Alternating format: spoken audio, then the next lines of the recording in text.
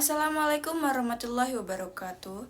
Hi everyone, introduce myself. My name is Amelia Putri, Class Management 23C, NPM 234111027.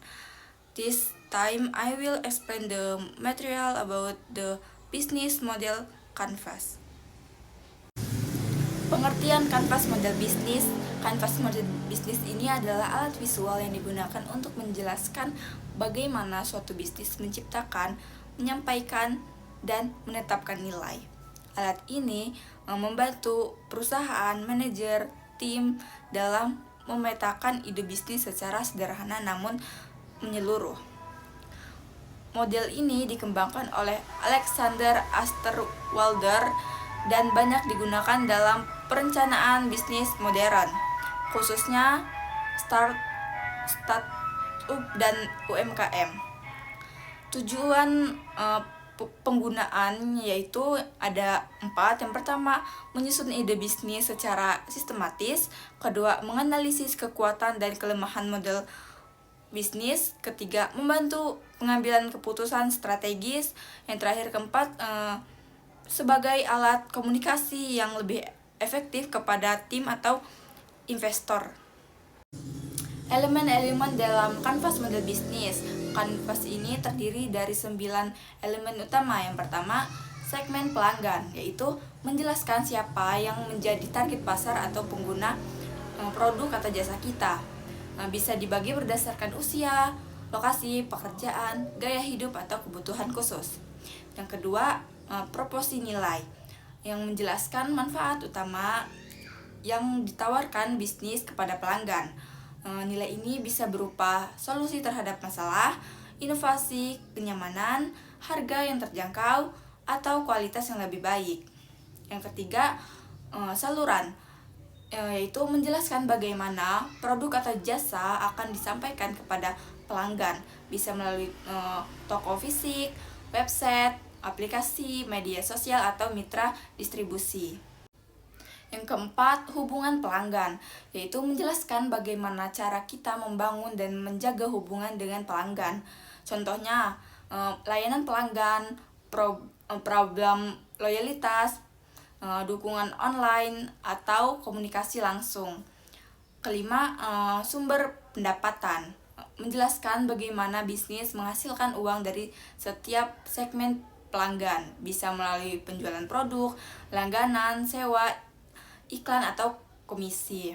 Yang keenam, sumber daya utama, yaitu menjelaskan aset penting yang diperlukan agar model bisnis dapat berjalan. Contohnya, sumber daya manusia, teknologi, bahan baku, merek, dagang, atau jaringan distribusi. Yang ketujuh, aktivitas utama, yaitu menjelaskan kegiatan utama yang harus dilakukan agar bisnis dapat menawarkan nilai kepada pelanggan. Contohnya, produksi, pemasaran, distribusi, atau pengembangan produk. Kedelapan, yaitu mitra utama, menjelaskan pihak luar yang membantu operasional bisnis. Mitra bisa berupa pemasok, distributor, lembaga keuangan. Dan yang terakhir, 9, struktur biaya, yaitu menjelaskan biaya-biaya utama dalam menjalankan bisnis. Biaya ini bisa bersifat tetap atau variabel, seperti gaji, produksi, iklan, sewa, dan pengembangan teknologi. Contoh penerapan sederhana, misalnya kamu membuka bisnis makanan sehat. Yang pertama, pelanggan, yaitu mahasiswa dan pekerja kantoran yang sadar kesehatan. Yang kedua, nilai, makanan sehat, misalnya cepat saji dan harga yang terjangkau. Yang ketiga, saluran, misalnya aplikasi pemesanan makanan dan media sosial. Kelima, hubungan, misalnya program loyalitas dan layanan pelanggan online. Yang keenam, pendapatan, yaitu dari penjualan harian dan paket langganan mingguan. Yang ketujuh, sumber daya, yaitu tim dapur, bahan baku sehat, dapur yang produksi. Yang ke-8, aktivitas, itu memasak, promosi online, dan pengiriman. Yang kesembilan yaitu mitra, yaitu supplier sayuran organik dan jasa kurir. Yang kesepuluh yang terakhir yaitu biaya, yaitu produksi makanan, gaji, kemasan, dan iklan.